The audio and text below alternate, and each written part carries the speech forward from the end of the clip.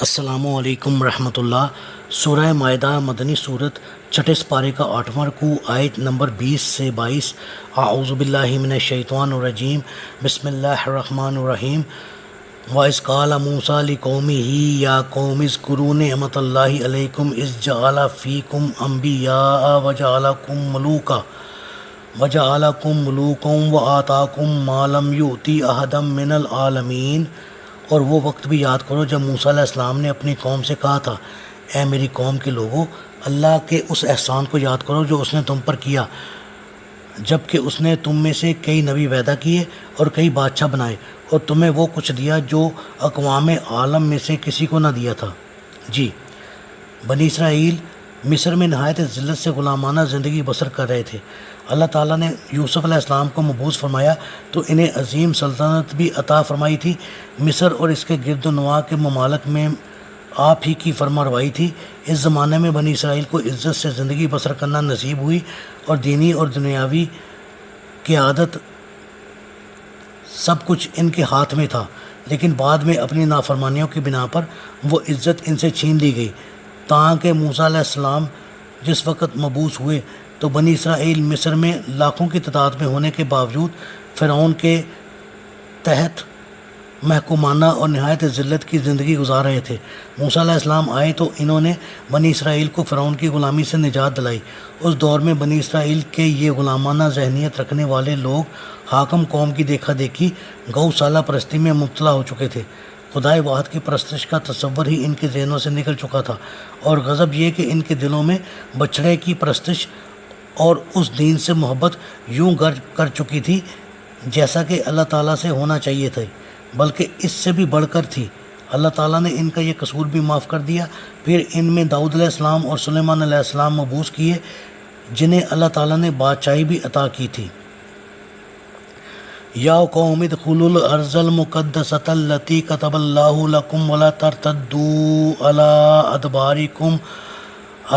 ادبارکم فتنقلبوا خاسرین۔ اے میری قوم، اس پاک سرزمین میں داخل ہو جاؤ جو اللہ نے تمہارے لیے مقدر کر رکھی ہے، اور پیچھے نہ ہٹو ورنہ نقصان اٹھا کر لوٹو گے۔ جی، جب فرعون بحر کلزم میں غرق ہو گیا اور بنی اسرائیل اس سے پار اتر گئے تو ان لوگوں کی یہ ہجرت ان کے آبائی وطن فلسطین کی طرف بتائی گئی تھی، جو ابراہیم علیہ السلام، اسحاق علیہ السلام اور یعقوب علیہ السلام کی تبلیغ کا مرکز رہا ہے۔ موسیٰ علیہ السلام کو بذریعہ وحی اللہ تعالیٰ نے اطلاع دی تھی کہ ان مہاجرین کو ساتھ لے جا کر فلسطین پر چڑھائی کرو تو بنی اسرائیل کو اللہ تعالیٰ فتح دے گا، اور اس طرح ان کا آبائی وطن ان کو واپس مل جائے گا۔ چنانچہ موسیٰ علیہ السلام نے ان کو جہاد کی ترغیب دی اور اللہ تعالیٰ کی طرف سے فتح اور نصرت کی بشارت بھی دی، مگر ان لوگوں نے یہ سوچا کہ پہلے ہمیں فلسطین کے موجودہ حالات سے پوری طرح واقف ہونا چاہیے، تب ہی جنگ کی کوئی بات سوچ سکتے ہیں۔ چنانچہ ان لوگوں نے خود تو دشت فران میں ڈیرے ڈال دیے اور اپنے میں سے 12 آدمیوں کو فلسطین کے سیاسی حالات کا جائزہ لینے کے لیے روانہ کر دیا۔ موسیٰ علیہ السلام نے ان لوگوں کو روانہ کرتے وقت یہ تاکید کر دی تھی کہ حالات جیسے بھی ہوں آ کر صرف مجھے بتانا، ہر کس و ناقص کے سامنے تشہیر نہ کرنا۔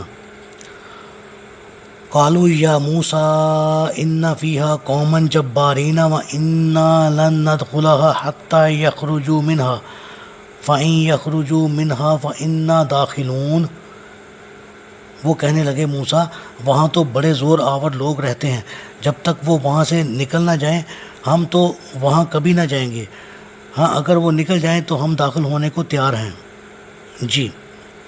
لیکن ان لوگوں نے موسیٰ علیہ السلام کے حکم کی خلاف ورزی کی، اور جب فلسطین کے علاقے کا دورہ کر کے واپس آئے تو اس کی رپورٹ خفیہ طور پر موسیٰ علیہ السلام کو دینے کی بجائے ہر ایک کو وہاں کے حالات بتانا شروع کر دیے، اور وہ